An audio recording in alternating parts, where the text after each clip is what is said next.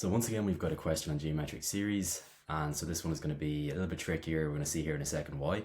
So we're told our second term is 3 and our third term is 4.5, and we're asked to find the sum of the first 6 terms. So we're going to be using this formula, but we're going to be setting it equal to 6 in a second. But the reason this is a little bit more tricky is because we don't actually have our first term yet. So we've got our second and our third term, and so we actually need to find r. And so we know that r is equal to tn divided by tn minus 1. And so we can use term 3 over term 2 from the question, which is 4.5 divided by 3, which is going to be equal to 3 over 2 or 0.5, whatever you prefer. So now that we've found r, we can just plug the rest into our formula.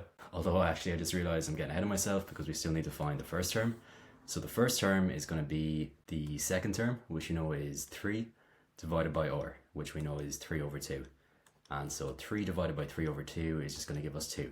So if you think about 3 divided by 1.5, what multiplied by 1.5 gives you 3, and the answer is 2. So that's our first term, and that is going to be equal to a. So now we've got r, we've got a, and we also know from the question that n is equal to 6 for the actual sum in our series. And so we can finally just plug everything in here and find the answer. So we're going to have 2 times 1 minus 3 over 2 to the 6 over 1 minus 3 over 2. And so our final answer here is going to be 665 over 16. So that is our sum to our 6th term.